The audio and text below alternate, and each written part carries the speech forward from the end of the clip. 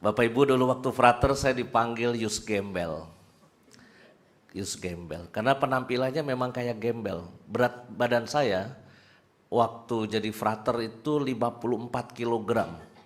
Anda bayangkan 54 kilogram seperti apa. Ketika ditahbiskan jadi imam, berat badan saya 72. Sekarang berat badan saya 85 kilogram. Maka nggak ada yang berani panggil Yus Gembel lagi sekarang. Panggilnya Yus Direktur. Tetapi buat saya mimpi seorang anak kecil di Kalisewan, Tangerang yang pengen jadi tukang tambal ban itu terwujudnya terlalu jauh ya. Saya nggak pernah bermimpi seperti inilah ya. Tapi buat saya itu semua penyelenggaraan ilahi. Intinya sebetulnya buat saya ingin mengatakan apa? Panggilan itu random. Masuk 42 seminaris tahun 89. Yang jadi romo 7. Tapi itu lumayan. Jadi 7 itu termasuk banyak. Kakak kelas saya masuk 60, yang jadi 1. Romo Suherman. Itu pun meninggal dunia karena COVID. Habis. Masuk 60, jadi 1, meninggal pada masa tengah umur. Jadi kalau mau dipikir-pikir, seminari itu proyek ruginya keuskupan. Ya, pendidikannya bangun rumah besar mahal, membiayai hidup anak-anak banyak, tapi yang jadi itu sedikit random. Dan belum tentu yang jadi romo itu yang gitu ya, belum tentu. Ya. Saya masuk Puruhita itu 4 orang, 3 jadi romo Samuel Pangestu, Vikjen, Romo V, Pastor Paroki Lubang Buaya, dan saya. Yang 1 yang gak jadi ini teman kita, itu justru adalah teman yang paling rajin doa. Ya, maka saya bilang sama frater, jadi frater jangan terlalu rajin doa. Biasa aja maksud saya, biasa-biasa aja gitu. Terlalu ekstrim rajin doa, kenapa? Yang lain kerjain skripsi, dia berdoa. Yang lain ngerjain tugas terstruktur, tugas kuliah, dia malah doain tugasnya. Ya gak kelar, lalu gak lulus ya disuruh pulang. Jadi terlalu rajin doa. Nggak aneh-aneh orangnya, saleh, baik gitu ya. Jadi yang jadi romo itu ternyata yang dipanggil Tuhan belum tentu yang paling ganteng. Belum tentu. Buktinya Romo Levi, ya kan? Kalau dari wajah dia seperti debt collector ya 11-12 lah ya. Ya, kalau di terminal Bekasi petentang-petenteng begitu mirip juga sama jagoan-jagoan terminal ya. Tapi siapa mengira yang wajah seperti ini jadi romo gitu ya. Belum tentu yang jadi romo itu yang paling pinter, belum tentu. Lihat Romo Liong. Dia bukan lulus, dia lolos ya. Kalau Romo Nofrin sih gabungan itu semua udah ganteng, pinter, suara bagus. Nah itu anomali lah kalau dia itu 1 dari 1000 romo misalnya kayak gitu ya.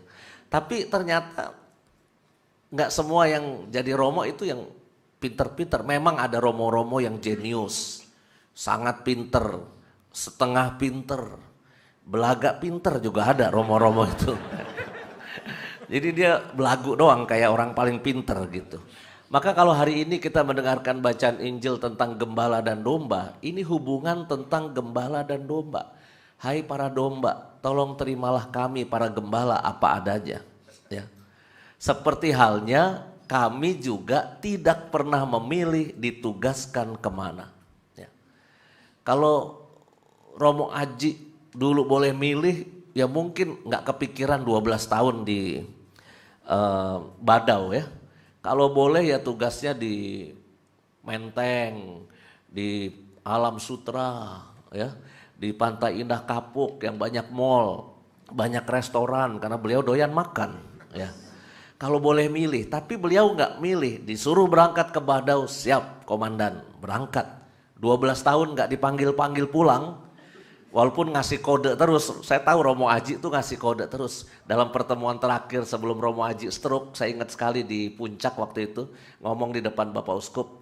Bapak Uskup saya sudah 12 tahun di Badau, ngomongnya udah melasi gitu ya. Tapi Bapak Uskup yang belum kasih kode Romo Aji pulang ya. Dipulangkan karena stroke ya. Saya kira Romo Aji nggak milih ya. Saya jadi direktur Samadi sudah tahu ini detik-detik terakhir harus pindah. Sudah 7 tahun sebentar lagi. Dalam logika saya jadi Romo nggak usah lama-lama di satu tempat. 6 tahun pindah, 6 tahun pindah. Supaya umatnya juga ya berganti-ganti dan seterusnya. Mendapatkan Romo yang lain. Tapi kadangkala ya tidak semua gembala itu disukai domba. Pasti sebagus-bagusnya kita para gembala itu pasti ada yang sebel sama kita, pasti ada yang nggak suka. Tapi tenang Romo Levi, sejelek-jeleknya Romo ya pasti ada yang cinta, pasti ya. Jadi Romo Levi harus tetap berbesar hati ya. Cuma sekarang trennya begini, di gereja itu yang normal itu kan ada surat gembala ya, dari uskup kepada umat, itu namanya surat gembala. Tapi belakangan ini itu juga muncul yang namanya surat domba. Surat domba, domba ikut-ikutan nulis surat. Ditujukan kepada uskup. Kenapa? Saya nggak suka sama Romo Aji dipindahkan aja. Saya nggak suka sama Romo Nofrin dipindahkan saja. Jadi kadangkala umat juga suka gitu tuh sama Romo ya. Bapak Ibu, ada litani Romo Aji pasti ingat zaman dulu ada teman senior kita bikin doa litani serba salah Romo. Litani serba salah. Kalau Romonya ketuaan kok dibilang kok kita dapat Romo yang tua ya, nanti nggak energik. Kalau dapat Romonya kemudaan masih ingas-ingis kayak si Noprin ini, ya nggak ada wibawanya gitu ya. Kalau Romonya kepinteran, khotbahnya tinggi, Romo kok tidak membumi gitu ya, tidak mendarat sesuai kebutuhan umat. Tapi kalau Romonya khotbahnya terlalu receh gitu, terlalu ya gitu-gitu doang, kebanyakan bercanda, Romo kok nggak mendalam ya. Kalau Romonya terlalu banyak ziarah ke luar negeri, kok Romonya nggak betah di rumah ya, jalan-jalan terus. Tapi kalau Romonya di rumah terus gitu, Romo kita kuper, nggak tahu perkembangan zaman. Jadi serba salah, akhirnya doa litani itu ditutup. Oh, ada lagi kalimat. Kalau terlalu dekat sama ibu-ibu dianggap wah jangan-jangan ganjen nih Romonya nih ya kan, pengen deket-deket sama ibu-ibu. Kalau deketnya sama bapak-bapak, jangan-jangan Romo kita kelainan ya kan. Serba salah kita itu ya. Maka doa litani itu ditutup dengan kalimat yang bagus. Terus kalau Romonya mati, siapa yang mau ganti? Yuk kritik, terus kalau Romonya mati, siapa yang mau kasih minyak suci? Siapa yang mendoakan Anda nyipratin air suci di peti Anda, di jenazah Anda? Siapa yang mau memberkati perkawinan Anda? Kita punya kekurangan, kami para imam mengakui kami punya dosa, punya kekurangan, mungkin juga nyebelin ya. Arnoldus, Romo Levi nyebelin nggak? Jujur aja, jujur, mumpung di depan YouTube. Nggak salah lagi. Ya kayaknya Romo Levi sih dicintai sama Romo umat Arnoldus ya. Jadi kami punya kekurangan pasti, kami minta maaf dalam minggu panggilan ini. Tapi kita saling bekerja sama, saling tolong menolong, saling melengkapi satu dengan yang lain. Romo nggak bisa berkarya tanpa umat. Coba DPH dan umat berhenti aja membantu Romo Levi, selesai dia. Ya. Anda boikot aja Romo Levi, nggak usah bantu karyanya Romo Levi, selesai. Ya.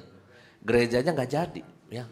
Karena memang harus kerjasama, gembala dan domba zaman sekarang nggak boleh merasa gembalanya ini sok-sokan paling tinggi nih. Gua direktur Samadi, kalau karyawan saya marah sama saya, ya saya jahatin karyawan, saya judesin karyawan, karyawannya nggak mau kerja sama saya mau bikin apa di sini? Nggak bisa.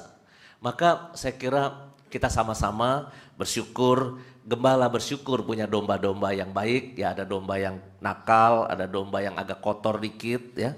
Itu kita terima. Sama seperti Anda juga menerima kami gembala-gembala apa adanya. Tuhan memberkati panggilan kita semua. Amin.